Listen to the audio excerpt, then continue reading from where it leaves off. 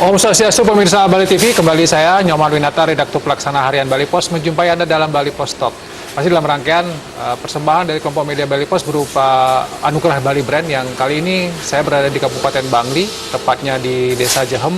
Saya akan mewawancarai Jero Mangku Eko Astana. Beliau adalah pemilik pendiri dari Dubali, Dupa Bali, sebuah pabrik dupa yang sebenarnya sangat menarik untuk kita ulas. Ketika saya pertama kali masuk ke sini, ternyata pabriknya luar biasa besar. Tentu ini menginspirasi kita sehingga diberikan anugerah Bali Brand oleh kelompok media Bali Pos. Kita sapa dulu Jero Mangku Eko Astana. Om Swastiastu, Jero Mangku. Om Swastiastu. Menepi, gatel, kena nggih. Becik-becik. Jero Mangku, mungkin di awal kita mengupas sedikit latar belakang sejarah Jero Mangku. Jero Mangku mendirikan, kemudian memproduksi dupa nih, mulai tahun berapa dan latar belakangnya seperti apa nih? Terus. Om Swastiastu. Untuk semua untuk waktunya. Titiang mengawali usaha dupa puniki di hampir tahun 2000-an, di mana awalnya niko Titiang kebetulan di rumah sebagai keluarga keturunan Jero Mangku. Waktu itu Titiang masih muda, terpilih sebagai Jero Mangku. Waktu niko tiang bingung kerjaan api yang harus yang kerjakan untuk sambil ngayah di desa. Setelah niko tiang berdoa nunasico, akhirnya terinspirasilah wenten inspirasi tiang membuat dupa. Dari inspirasi puniko tiang mengumpulkan sumber-sumber sastra-sastra yang berhubungan dengan pemujaan, salah satunya pemujaan tentang penggunaan api dalam hal ini dupa. Setelah niko titiang berusaha mencari sumbernya di ring pusdok, ring pusat perpustakaan nggih, ada ring lapang puputan, ring museum Bali, ada ring perpustakaan Bali yang di Teku Umar. Dari sumber-sumber itu titiang kumpulkan, tiang teliti satu persatu hingga menemukan sebuah formula dupa. Dari sastra itu yang temukan ternyata dupa niko bukan sekedar wangi dan sekedar bukan nyala. Ternyata di dalam sastra itu disebutkan dupa-dupa itu harus mengandung beberapa sumber unsur yang berfungsi untuk pemujaan. Salah satunya yang tersirat dalam Kidung Wargasari, Kemenyan, Cendana, Majagau. Niko yang dalam Kidung Wargasari. Dalam beberapa widi sastra yang ditemukan ada namanya astangi. Dalam astangi itu harus ada mengandung unsur laut, harus mengandung unsur kayu, unsur akar, unsur daun, unsur bunga. Dari sumber niko yang melakukan belajar dengan otodidak. Otodidak. Dari otodidak niko yang terus melakukan eksperimen sehingga di tahun 2022 yang mulai melahirkan sebuah brand namanya Dubali. Kenapa kita wastanin Dubali? Karena dupa niki dibuat berdasarkan sastra Hindu Bali. Tadi di linggih widi sastra, niku ampun disebutkan dupa puniki memang difungsikan untuk pemujaan yang lebih utama. Dan walaupun dapat difungsikan yang lain seperti aromaterapi, pengarum ruangan, namun dupa Dubali diprioritaskan untuk pemujaan yang paling utama. Berarti kalau digunakan untuk pemujaan, memang secara tadi Jero Mangku menyampaikan memang sudah dilahirkan dari sastra-sastra gitu ya, Jero Mangku, dari berarti ada unsur kesucian yang dijaga dalam proses pembuatan. Nah, bagaimana menjaga proses menjaga kesucian dalam proses ini dan menjamin bahwa bahan ini bukan, ya katakanlah bukan bahan tiruan atau bahan memang asli, memang kalau Majagau, macam mana, bagaimana prosesnya pembuatan? Untuk konsep kami membuat dupa ini tentunya kami berpegang pada konsep Satyam Siwam Sundaram. Satyam, kebenaran. Kebenaran dari bahan ini emang kami jamin kalau seperti tadi memang harus mengandung cendana, ataupun mejagau, atau kemenyan, ataupun tepung bunga lainnya. Itu kami memang betul-betul di dalam bahan itu memang ada. Yang memang asli. Memang asli berisi. Oleh karena itulah untuk menjamin keaslian dari bahan-bahan tersebut, kami berusaha semaksimal mungkin mengolah bahan baku dari nol, dari katakan kayu gelondongan, dari bambu yang gelondongan kita olah hingga menjadi bahan baku yang siap menjadi sebuah dupa. Dalam proses pengumpulan bahan itu salah satu upaya kami berupaya agar mampu memberikan yang terbaik kepada Yang Maha Kuasa, tentunya pada umat bisa mempersembahkan terbaik kepada Yang Maha Kuasa.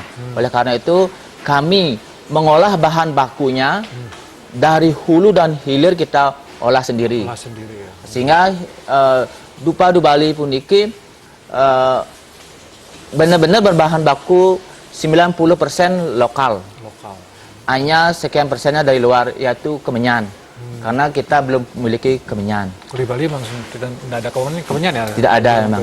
Di Bali. Dari luar ya? Dari luar, dari kalau Sumatera. sisanya bunga-bunga, kemudian cendana dan lain sebagainya memang dari Bali? Kalau cendana masih ada persentase kecil, bunga-bunga masih banyak. Tepung-tepung lain itu masih kita bisa dapatkan di Bali. Dari segi proses pembuatan, kebetulan kami tidak ngayah sebagai pemangku, jadi tahu persis seperti apa dupa itu sesungguhnya. Oleh karena itu dalam pengerjaan pun kami memperlakukan bahan ini dengan penuh rasa hormat kami, rasa bakti kami pada bahan tersebut, sehingga kami berupaya seperti ngiling ini. Kalau mereka datang bulan ataupun ada kematian, cuntako, istilah Balinya, mereka tidak boleh mengerjakannya. Nggak boleh bekerja ya? Tidak boleh. Kalau ada kematian di antara mereka, atau kalau kalau mereka masih bisa bekerja, namun paling yang ngambil kerjaan yang lain yang berhubungan dengan angkat bambu misalnya, tidak menyentuh langsung proses pembuatannya. Kalau untuk gilingnya. Sampai seperti itu ya, untuk menjaga kesucian dari produk Dubali ini. Tentunya juga kami dengan rasa bakti kami berupaya juga tadi hari mangkin kebetulan Purnamo, kita sebelum mengerjakan sembahyang dulu. Ya, salah satunya itu yang kita bisa lakukan. Dan selama ini kami telah berupaya semaksimal mungkin untuk memberikan terbaik kepada umat. Baik, Juru Mangku, kalau misalnya dari proses dari hulu sampai hilir, berarti kan ada proses menggunakan alat-alat, pabrik, mesin-mesin. Nah, bagaimana? Apakah mesin-mesin ini Juru Mangku buat sendiri atau memang dibeli apa atau seperti apa ini? Mengenai proses pembuatan alat pendukung kami, di mana awalnya kami otodidak. Sebelum di zaman mungkin ampun itu canggih, ada Google dan sebagainya yang mendukung untuk hal-hal kemajuan kita. Sebelum ada hal itu kita belajar otodidak mandiri, membuat sendiri dari empuro, dari ngeseknya dengan kaki sampai ada alat seperti sekarang. Kami benar-benar berproses hal itu. Ya, dan proses itu memang dari awal Juru Mangku ikut ya. Oke, kalau sekarang Pak, produknya nih katakanlah dupanya. Nah, apakah ini dipasarkan untuk lokal di Bangli saja, di Jaham saja, Bangli, Bali, atau sudah sampai kemana ini? Jadi yang kesempatan baik ini kita yang juga berterima kasih kepada umat sedharma yang telah mempercayai dupa Dubali. Jadi Astungkara dupa Dubali di seluruh Bali hampir sudah ada. Dan keluar kami sudah ada di Lombok, di Lampung, di tempat-tempat lain juga sudah banyak menjual Dubali. Dan kalau di sosial media, di online sudah banyak terjual. Ada juga pemasaran lewat online ya? Nah, kalau lewat online bagaimana caranya? Apakah orang pesan langsung Juru antarkan ke tempatnya atau memang ada reseller-reseller yang Juru gunakan? Kebetulan kami sudah punya tim online berjumlah 27 orang. Jadi mereka bekerja secara online, nanti yang ngirim ada tukang kirimnya. Itu melayani seluruh Bali juga? Gratis ongkir. Gratis ongkir. Apakah melayani dalam jumlah besar, grosir, atau juga eceran biasanya kalau di online? Kita melayani semuanya. Baik agen, pemakai. Tentunya harganya berbeda sesuai dengan pembelian. Baik. Nah, ini kan masa pandemi Juru ya, sudah hampir dari 2020, 2021, ini sudah 2022. Tentu ada dampak tidak terhadap Dubali sendiri, pemasarannya dan segala macam dari pandemi ini? Tentunya dalam kondisi pandemi puniki kita semua merasakan efek kurang baiknya daripada pandemi. Namun di hari ini Titiang bersyukur dan berterima kasih pada masyarakat Bali khususnya yang telah mencintai Du Bali. Di sini kita bisa menunjukkan bahwa dengan membeli produk lokal Bali, sehingga kita sebagai orang Bali bisa kuat secara ekonomi dan ajak secara prinsip. Jadi misalnya ibu atau bapak membeli padu Bali sudah membantu kami, membantu saya. Nah, dan kami bisa memberikan gaji pada mereka, pada karyawan kami bisa mempertahankan seni dan budayanya, adat dan istiadatnya. Contoh sederhananya dengan membeli dupa, saudara kami bisa beriadnya, mempertahankan adat dan budaya. Sehingga konsep yang digaungkan oleh beliau, Bali TV, ajak Bali, sangat kami dukung. Sejalan sangat relevan dan sejalan dengan keadaan. Karena ini kita kerjanya sampai ratusan ya gitu ya. Dan ini orang-orang di sekitar lokal ya juga. Dan itu menghidupkan secara ekonomi. Baik gitu, karena tadi sudah dari pemimpin redaksi Bali Pos mau menganugerahkan Bali Brand. Nah, Jero mungkin bisa ada sedikit komentar tanggapan atas penganugerahan dari Bali Brand ini gitu.